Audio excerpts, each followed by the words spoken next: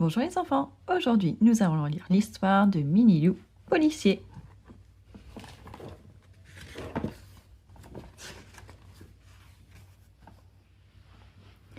Tout est calme au commissariat.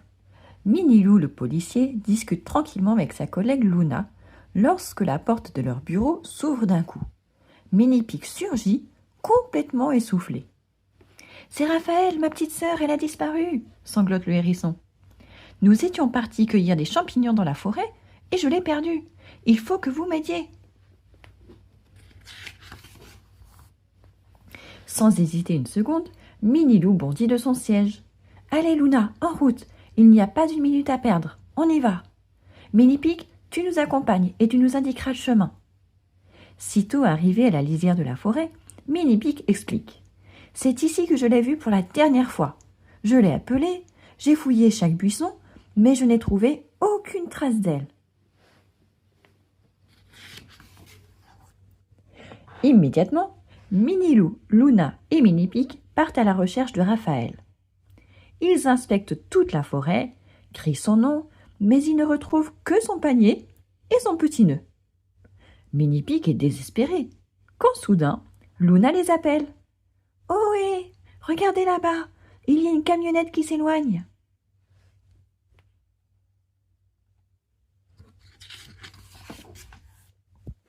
« Vite, il faut la rattraper !» crie Minilou. « Raphaël est peut-être dedans. » Minilou, Luna et Mini-Pic courent à la voiture et prennent la camionnette en chasse. Mais elle a déjà beaucoup d'avance. Ils arrivent bientôt à un rond-point et plus de camionnette en vue. Quel chemin a-t-elle bien pu suivre? C'est la catastrophe, gémit Mini-Pic. On ne la retrouvera jamais.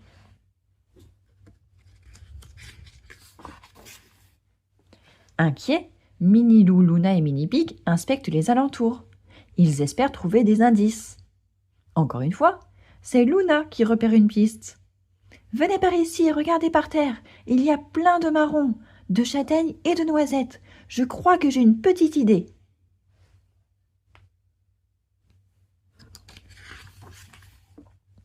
Sans perdre un instant, les trois amis remontent en voiture et suivent la piste des marrons, des noisettes et des châtaignes. « Là-bas, j'en vois encore une !» s'exclame Luna, penchée à la fenêtre. « C'est comme dans l'histoire du petit poucet !» se dit Mini-Pic. La piste s'arrête devant une grande palissade. « C'est bien ce que je pensais !» grommelle Luna. « Voilà le repère des frères grognards !»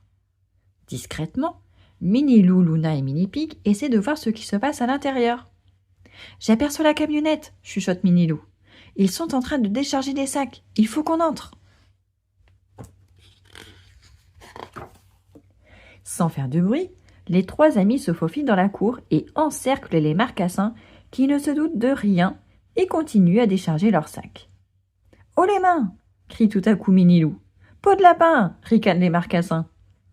Mais lorsqu'ils se retournent et découvrent Minilou et Luna armés de leurs pistolets, ils ne rient plus du tout et lèvent bien sagement leurs bras. « Dites-nous où est Raphaël !» menace Luna. « Raphaël ? On ne connaît pas de Raphaël !» disent les marcassins. Soudain, Mini-Pic entend du bruit dans la grange. Il s'approche sur la pointe des pieds et jette un coup d'œil à l'intérieur. « Vite ! Il y a un autre complice par ici !» En un éclair, Minilou et Luna menottent les deux marcassins qui ne comprennent absolument pas ce qui leur arrive. « Maintenant, allons voir cette grange de plus près !» dit Minilou tout bas. « Oh les mains, on ne bouge plus !» lance Minilou. Apeuré, le troisième marcassin lâche aussitôt son sac et lève les bras au ciel. Le sac s'ouvre et Raphaël en sort. Elle n'a jamais été aussi contente de retrouver son grand frère. « Raphaël !» s'écrie Mini-Pic, fou de joie. « Mais, bafouille le marcassin, je n'avais pas vu que c'était une petite hérissonne. Je croyais que c'était une châtaigne géante. Je me disais aussi, une châtaigne qui parle, c'est bizarre. »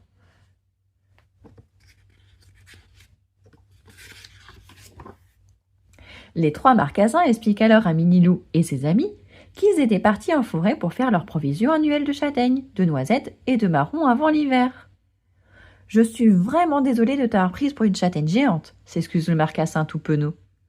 Châtaigne géante, est-ce que j'ai une tête de châtaigne géante? Gronde Raphaël. Espèce de facochère joufflu. Heureusement, tout est bien qui finit bien. Pour se faire pardonner, les marcassins invitent Minilou et ses amis à partager avec eux un cornet de marrons grillés. Tout le monde se régale. Dommage qu'Anicet ne soit pas là, rigole Minilou. Ça lui aurait bien plu, il adore les marrons grillés. Et voilà. À bientôt les enfants.